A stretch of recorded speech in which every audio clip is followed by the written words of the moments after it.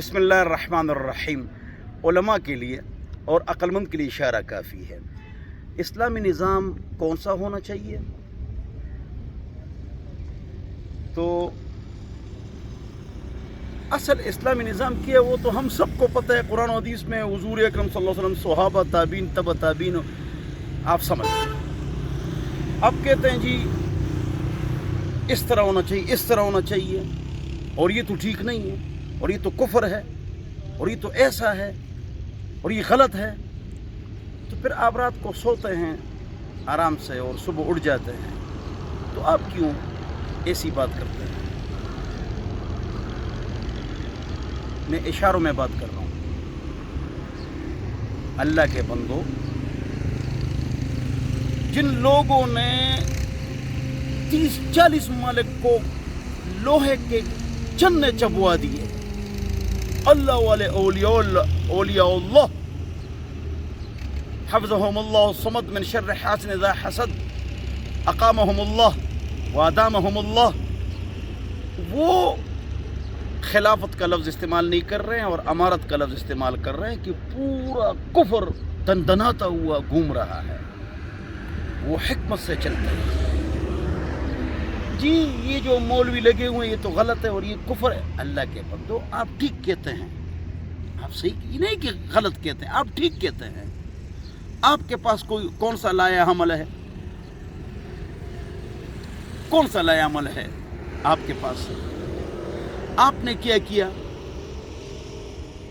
आपने क्या किया? थोड़ा सब्र करो, मेरे शागिर्द पर मक्खी बैठ गई कि उसको खान ले। तो मेरे प्यारे, आपने कितना काम किया और आपके कौन बड़े हैं और उन्होंने कितना किया और आजकल आप क्या कर रहे हैं? आराम से बैठ जाओ। सबको पता है कि इस्लामी निज़ाम किस तरह होना चाहिए, सबको पता है। जिन्होंने 40-50 मुल्कों को लोहे के चन्ने चबवा दिए हैं, वो इस तरह नहीं करते हैं। आपकी तकरीरों से सिर्फ और सिर्फ फासिकों को ये फ़ायदा हो जाएगा, फासिक और फाजिरों को ये फ़ायदा हो जाएगा कि अपने जो आपके उलमाए किराम हैं, जो इनके कानून को इस्तेमाल करके उनके ऊपर वार करके इस्लाम पाकिस्तान सरहदात नज़रिया और मदारिस की हिफाज़त करते हैं, उनको आप सिर्फ कमज़ोर कर देंगे। वो फ़ायदा कुछ नहीं होगा। मेरी बात आप नहीं समझे, उनको कुछ नहीं, फासिकों को फ़ायदा पहुंचा दोगे। कलिमतु हक़्क़िन उरीद बिहिल बातिल, बात आपकी ठीक है लेकिन नुकसान आपके उलमा को हो रहा है, आपके मदारिस को हो रहा है, आपके नज़रिया को हो रहा है। और अगर आप इस तरह बातें करते हैं तो आपको कोई छेड़ता क्यों नहीं है? फिर अल्लाह के बंदो, नाराज़ ना हो ना मेरी बातों पर। और अचानक ऐसी वीडियोस छा जाती हैं जी, और नीचे जी माशाअल्लाह सुबह अल्लाह के बंदो, मैंने सारी बात इशारों में की। वो फलाने लोग कहते हैं, उनको भी आप समझते हैं जी जमहूरियत गलत है और इस्लामी निज़ाम ऐसा होना चाहिए। वो प्रोफेसर, डॉक्टर, वकील, प्रोफेसर, लेक्चरर है।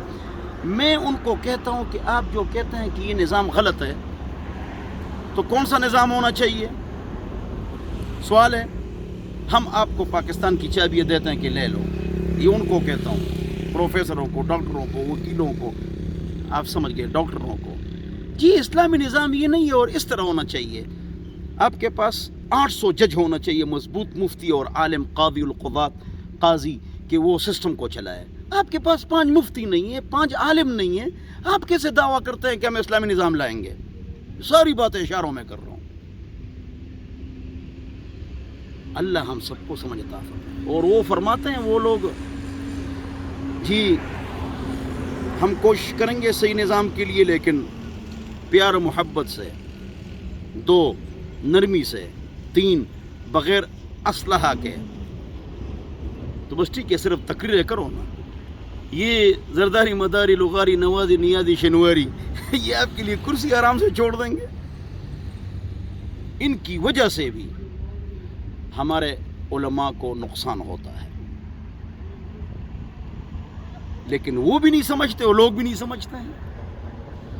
सबको पता है कि सही निज़ाम क्या है और क्या होना चाहिए, लेकिन जिन्होंने 30-40 ममालिक को लोहे के चन्ने चबवा दिए, वो क्या कर रहे हैं? آج کل کیا کر رہے ہیں؟ طاقت بھی ہے، قوت بھی ہے، غلبہ بھی ہے، تقوی بھی ہے، تو آرام سے بیٹھ جاؤ، اپنے علماء کو نقصان نہ پہنچاؤ۔